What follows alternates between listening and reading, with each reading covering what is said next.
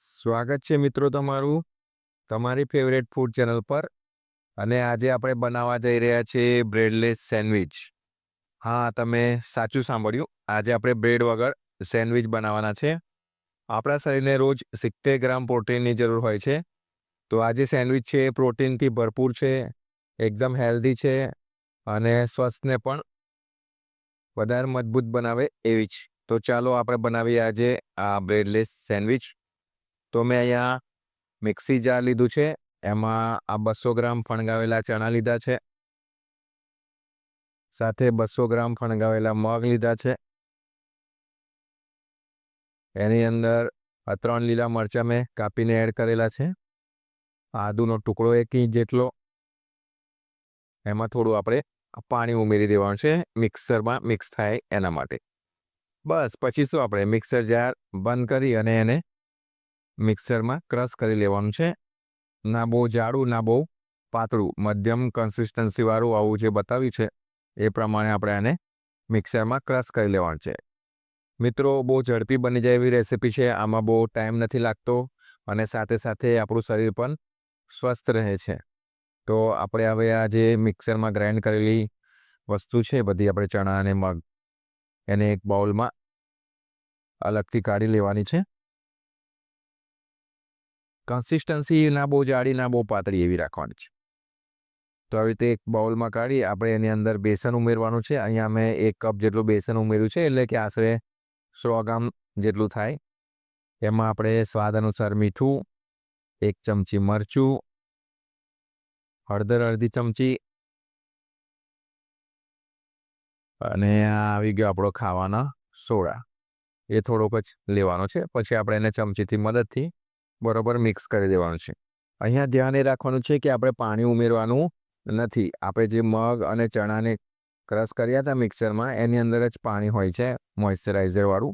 તો આપણે અલગથી આમાં પાણી ઉમેરવાની જરૂર પડે નહીં. તો માત્રામાં આપણે 200 ગ્રામ મગ, 200 ગ્રામ ચણા લીધા છે અને 100 ગ્રામ બેસન લીધું છે. બસ આ મિક્સરને આપણે બરાબર મિક્સ કરીને આવું સેમી સોલિડ બનાવી લેવાનું છે. તો એકદમ સરળ રેસીપી છે અને સ્વાદમાં એકદમ ટેસ્ટી હોય છે. સાથે સાથે આપણા શરીરને સારું એવું પ્રોટીન આપતી હોય છે અને બ્રેડ વગર એટલે હેલ્ધી છે.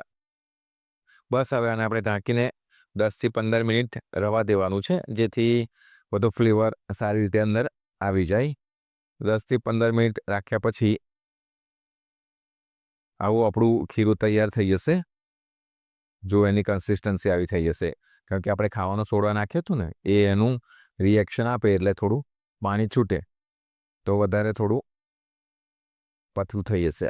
અહીંયા મેં ટોસ્ટર મેકર લીધું છે. આ બહુ સસ્તું હોય છે, કે બહુ મોંઘું નથી હોતું. નજીકના સ્ટોરમાં તમને 200-250 રૂપિયામાં મળી જાય છે. તો ટોસ્ટરની અંદર આપણે હવે આ આપણું જે ખીરું છે એ લઈ લેવાનું છે. પણ એના પહેલાં આપણે ટોસ્ટરને બટર અને ઓઇલથી ગ્રીસ કરી લેવાનું છે.